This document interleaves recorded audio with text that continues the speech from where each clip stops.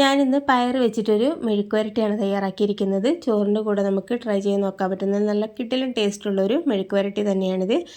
ചില സ്ഥലങ്ങളിലൊക്കെ ഇതിന് അച്ചിങ്ങപ്പയർ എന്ന് പറയാറുണ്ട് കേട്ടോ. അപ്പോൾ നിങ്ങളുടെ ഭാഗത്തേക്കൊക്കെ എങ്ങനെ പറയാമെന്നുള്ളതൊന്ന് കമൻറ്റ് ചെയ്തോളൂ കേട്ടോ. പിന്നെ വീഡിയോ സ്കിപ്പ് ചെയ്യാതെ മൊത്തത്തിൽ കണ്ടു നോക്കണേ. വീഡിയോയിലേക്ക് കിടക്കുന്നതിന് മുമ്പ് തന്നെ ലൈക്ക് ചെയ്യാത്തവരാണെങ്കിൽ ഇപ്പോൾ തന്നെ ഒന്ന് ലൈക്ക് ചെയ്തോളൂ.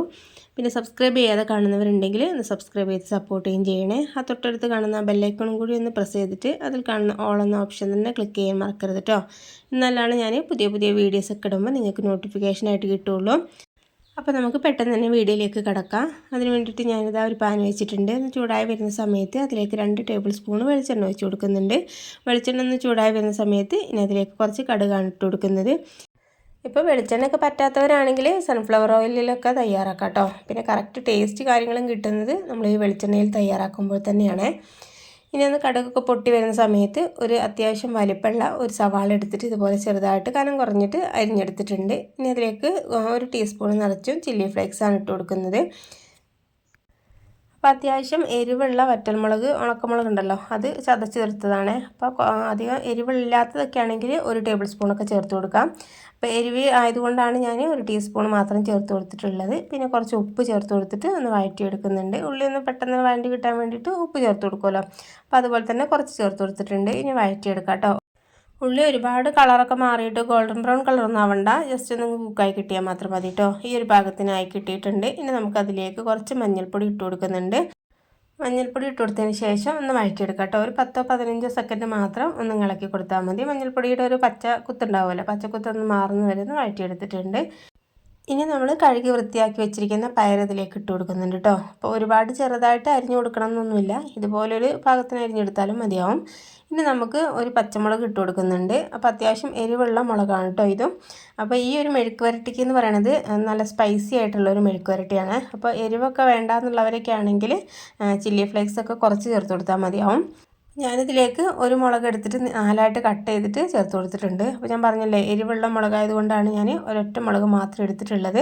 അപ്പോൾ എരിവ് കുറഞ്ഞതൊക്കെ ആണെങ്കിൽ 2 എണ്ണമൊക്കെ എടുക്കാവുന്നതേ ഉള്ളൂ. 2-3 നിങ്ങൾക്ക് എരിവിനനുസരിച്ചിട്ട് ചേർത്ത് കൊടുക്കാം. ഇനി ഞാനിതിലേക്ക് ആവശ്യമുള്ള ഉപ്പ് ചേർത്ത് കൊടുക്കുന്നുണ്ട്. ഈ സമയത്ത് തന്നെ നമുക്ക് ആവശ്യമുള്ള ഉപ്പ് ചേർത്ത് കൊടുക്കണേ, എന്നാലാണ് കറക്റ്റായിട്ട് സെറ്റായിട്ട് കിട്ടുള്ളൂ.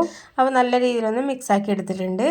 ഇനി നമുക്ക് ഒരു 1-2 ടേബിൾ സ്പൂൺ മാത്രം വെള്ളം ഒഴിച്ച് കൊടുക്കാം കേട്ടോ. അടി പിടിക്കാതിരിക്കാൻ വേണ്ടിയിട്ട് ഒഴിച്ച് കൊടുക്കുന്നതാണ്. അപ്പോൾ ഒരുപാട് കൂടുതൽ ഒഴിച്ച് കൊടുക്കണ്ട. ഇനി നമുക്ക് ഈ എണ്ണയിൽ കിടന്നിട്ടും ഈ ഒരു 2 ടേബിൾ സ്പൂൺ വെള്ളത്തിൽ കിടന്നിട്ടാണ് നമുക്ക് ഈ ഒരു പയർ കുക്കായി കിട്ടേണ്ടത്. അപ്പോൾ നമുക്കിതൊന്നങ്ങ് അടച്ച് വെക്കാം കേട്ടോ. അടച്ച് വെച്ചിട്ട് ഒരു മീഡിയം ഫ്ലെയിമിൽ വെക്കുന്ന സമയത്ത് കറക്റ്റായിട്ട് കുക്കായി കിട്ടിക്കോളും. ഇത് ഞാനൊരു 5 മിനിറ്റിന് ശേഷം തുറന്ന് നോക്കിയിട്ടൊന്ന് ഇളക്കി കൊടുക്കുന്നുണ്ട് കേട്ടോ. അപ്പോൾ ഇളക്കി കൊടുത്തിട്ട് നമ്മളിതൊന്ന് കുക്ക് ചെയ്തെടുക്കുന്നതായിരിക്കും നല്ലത്, അല്ലെങ്കിൽ പെട്ടെന്ന് തന്നെ അടി പിടിക്കാനൊക്കെ ചാൻസ് ഉണ്ട്. നമ്മൾ ശ്രദ്ധിക്കാതെ അടച്ച് വെച്ചിട്ട് കുക്കായിക്കോളും എന്ന് വിചാരിച്ചിട്ടുണ്ടെങ്കിൽ കറക്റ്റായിട്ട് നമുക്ക് കുക്കായി കിട്ടില്ല, പക്ഷേ കരിഞ്ഞ് പോകാനൊക്കെ ചാൻസ് ഉണ്ടാവും. അപ്പോൾ ആദ്യമായിട്ട് കുക്ക് ചെയ്യുന്നവർക്ക് വേണ്ടിയിട്ടാണ് ഇത്രയും ഡീറ്റെയിൽസായി ഞാൻ പറയുന്നത്. അപ്പോൾ ബാച്ചിലേഴ്സ് ആയിട്ടുള്ളവർക്കാണെങ്കിലും കുക്കിംഗ് പഠിച്ച് വരുന്നവരൊക്കെ ആണെങ്കിൽ ഇതുപോലെ ഒന്ന് ശ്രദ്ധിച്ച് ചെയ്താൽ മതി കേട്ടോ. അപ്പോൾ നല്ല കറക്റ്റായിട്ട് നമുക്ക് ഈ ഒരു മെഴുക്ക് വരട്ടി തയ്യാറാക്കി എടുക്കാനായിട്ട് കഴിയും.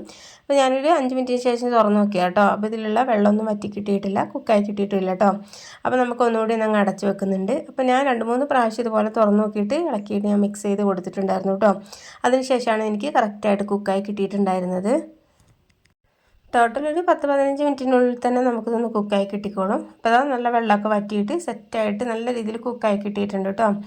അപ്പോൾ ചോറിൻ്റെ ഒക്കെ കൂടെ ട്രൈ ചെയ്ത് നോക്കാൻ പറ്റുന്നൊരു കിഡിലനായിട്ടുള്ളൊരു സൈഡ് ഡിഷ് തന്നെയാണിത്. അപ്പോൾ നിങ്ങൾക്ക് എൻ്റെ വീഡിയോ ഇഷ്ടപ്പെട്ടിട്ടുണ്ട് എന്നുണ്ടെങ്കിൽ ലൈക്ക് ചെയ്യാനും പിന്നെ ഫാമിലി ഫ്രണ്ട്സിനൊക്കെ ഒന്ന് ഷെയർ ചെയ്യാനും മറക്കരുത്. ട്രൈ ചെയ്ത് നോക്കുന്ന സമയത്ത് ഒന്ന് ഫീഡ്ബാക്ക് അറിയിക്കാനും മറക്കരുത് കേട്ടോ. അപ്പോൾ നമുക്ക് ഇതിനേക്കാളും നല്ല കിഡിലൻ വീഡിയോയുമായിട്ട് വീണ്ടും കാണാം. Okay, thank